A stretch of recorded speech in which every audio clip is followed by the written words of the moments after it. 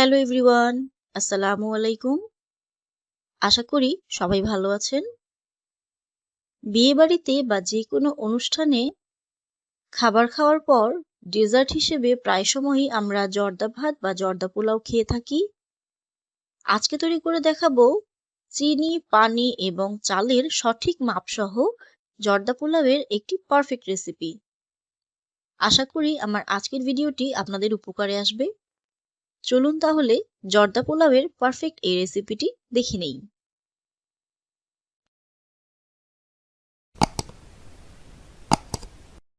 জর্দা পোলাও তৈরি করার জন্য এখানে আমি পোলাওর চাল নিয়ে নিয়েছি 1.5 কাপ পরিমাণ। আমি আজকে চিনি গুঁড়া পোলাওয়ের চাল ব্যবহার করছি। এই চালটিকে আমি প্রথমেই পানি দিয়ে ভিজিয়ে নেব। চালটিকে আমি 2 থেকে 3 বার কষলে কষলে ধুয়ে নিয়েছি। ধোয়া হয়ে গেলে এই চালটিকে পানি দিয়ে ভিজিয়ে রাখবো 10 থেকে 15 মিনিটের জন্য। 15 মিনিট পর চালটিকে ঝরিয়ে নেব। এখানে আমি কিছু ড্রাই ফ্রুটস নিয়েছি। নিয়ে নিচ্ছি 1/4 কাপ পরিমাণ কাজু বাদাম, 1/4 কাপ পরিমাণ কিশমিশ এবং নিয়ে নিব 1/4 কাপ পরিমাণ কাঠবাদাম। এই কাঠবাদামটিকে আমি পানি দিয়ে ভিজিয়ে রাখছি 1 ঘন্টার জন্য। 1 ঘন্টার মধ্যে এই বাদামটা পানিতে ফুলে উঠবে এবং এর খোসাটা খুব সহজেই রিমুভ করা যাবে।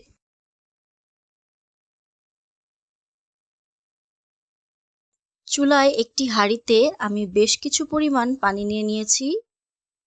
পানিটা সম্পূর্ণভাবে ফুটে উঠলে এর মধ্যে দিয়ে দেব আগে থেকে ঝরিয়ে রাখা পোলাওয়ের চাল। চালটাকে আমি সেদ্ধ করে নেব 80% পর্যন্ত। অনেকেই চালের এই 80% 70% পরিমাণটা বুঝতে পারেন না, তাদের জন্য বলছি আপনারা ঘড়ি ধরে এই চালটাকে সেদ্ধ করে নেবেন 8 মিনিটের জন্য।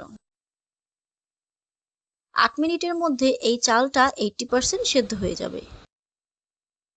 এই পর্যায়ে আপনারা চাইলে 1 চা চামচ পরিমাণ জর্দার রং দিয়ে দিতে পারেন। আমি জর্দার রংটা সাধারণত পরে ব্যবহার করি। চালটা 80% সেদ্ধ হয়ে গিয়েছে। এই চালটাকে এখন আমি ঝরিয়ে নিব। সাথে সাথেই ট্যাপের পানি অন করে চালটাকে ধুয়ে নিচ্ছি। এতে করে চালের মধ্যে যে এক্সট্রা গরম ভাবটা ছিল সেটা দ্রুত চলে যাবে। একটি প্যানে দিয়ে দিচ্ছি 3 টেবিল চামচ পরিমাণ সয়াবিন তেল এবং দিয়ে দিব 1 টেবিল চামচ পরিমাণ ঘি। আপনারা চাইলে সম্পূর্ণ রান্নাটাই ঘি দিয়ে করতে পারেন। ড্রাই ফ্রুটস দিয়ে দিচ্ছি। প্রথমে আমি কাজু বাদামটাকে ভেজে নেব।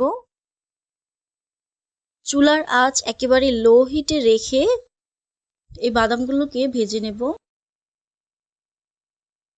বাদামগুলো হালকা ব্রাউন হয়ে আসলে চুলাটা অফ করে দিচ্ছি।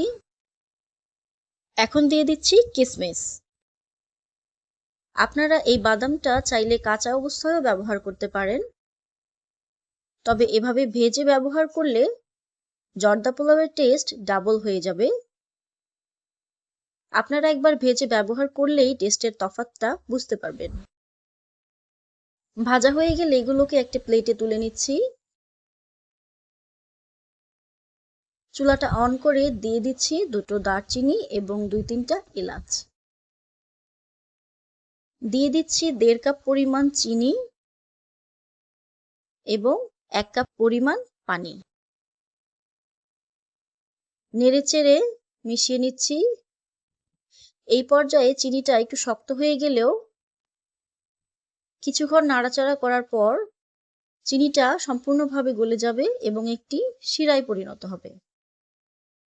চিনিটা সম্পূর্ণভাবে গলে গিয়েছে। 1/2 চা চামচ দিয়ে দিচ্ছি জর্দার রং। এই জর্দার রংটা আপনারা ভাত রান্নার সময়ও দিতে পারেন।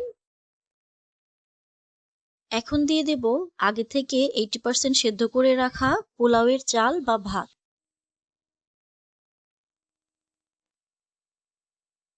শিরার সাথে চালগুলোকে ভালোভাবে মিশিয়ে নিচ্ছি। চুলার আঁচ এই পর্যায়ে মিডিয়াম টু হাই হিটে থাকবে।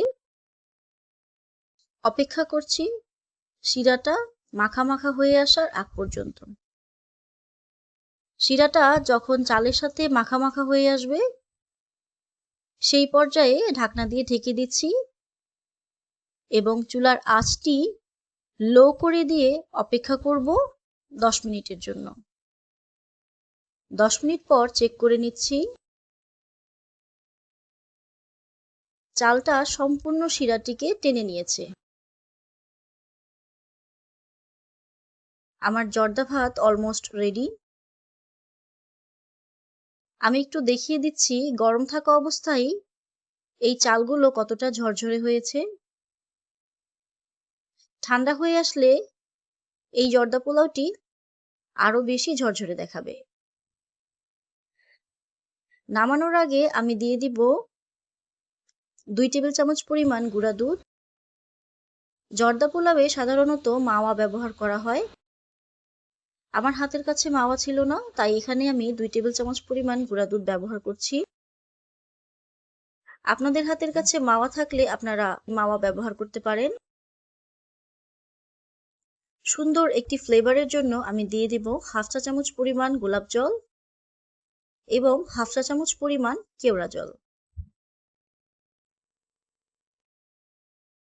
দিয়ে দিচ্ছি আগে থেকে ভেজে রাখা কাজু বাদাম এবং কিশমিশ। কিছুটা কাজু বাদাম আমি হাত দিয়ে এভাবে ভেঙে দিচ্ছি, এতে করে বাদামের এই ফ্লেভারটা জর্দার ভেতর বেশ ভালোভাবে ছড়িয়ে যাবে। আপনারা চাইলে এই পর্যায়ে কিছু মোরব্বা এবং কাঠবাদাম দিয়ে দিতে পারেন। আমি এটিকে পরে ব্যবহার করব। জর্দা পোলাওটিকে আমি এবার সার্ভ করে নেব।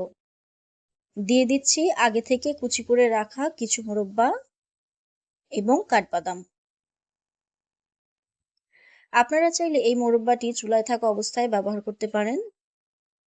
চুলার হিটে এই মোরব্বাগুলো অনেক সময় গলে যায়, যার কারণে আমি এটাকে নামানোর পর ব্যবহার করতেই পছন্দ করি।